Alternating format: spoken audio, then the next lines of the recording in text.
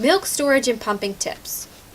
You can store breast milk at room temperature for 4 hours, 86 degrees Fahrenheit, or 4 to 6 hours at 79 degrees Fahrenheit, or 60 degrees Fahrenheit for 24 hours. In the fridge, you can store up to 8 days. In the freezer, compartment style, contained in a refrigerator for up to 2 weeks. Self-contained freezer will be 3 to 4 months of storage.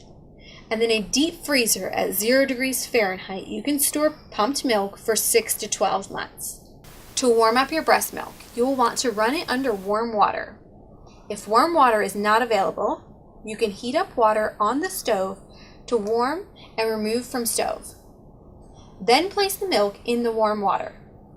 Never warm directly on the stove, never microwave, and always test your milk before feeding to your baby.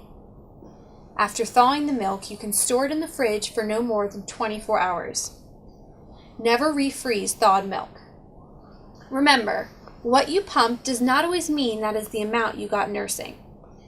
Baby, if properly nursing, will get the most milk and be the most efficient. The ounces you pump is simply the amount you can pump.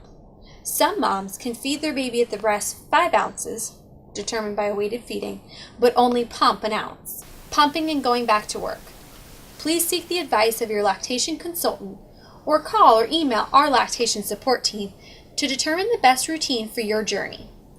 Each journey is so individual to each mom and baby's relationship. In general, you will want to pump in between to increase supply with pumping. Pump in between feedings at the 1.5 to 2 hour mark if baby is feeding every 3 to 4 hours. Remember, the first couple days all your baby needs is the colostrum you make, and your baby's stomach is only the size of a quarter. So it will only take a little bit of colostrum to feed your baby every couple hours. If your baby is unable to nurse, you'll want to pump every couple hours as if your baby was feeding.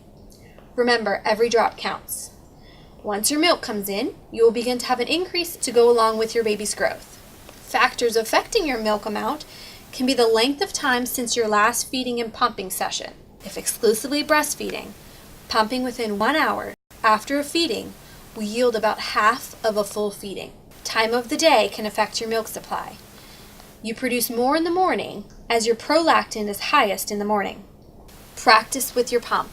It takes sometimes 1 to 2 weeks to adjust to your new pump, even if switching brands from one pump to another. Your mood can also affect your supply. When you are relaxed, you will be able to pump more milk as your prolactin is higher.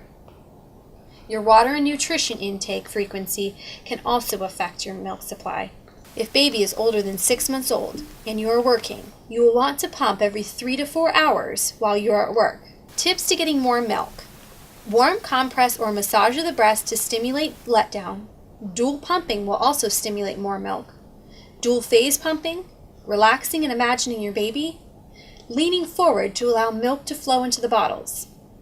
If single pumping, you want to be able to switch every 5 to 7 minutes.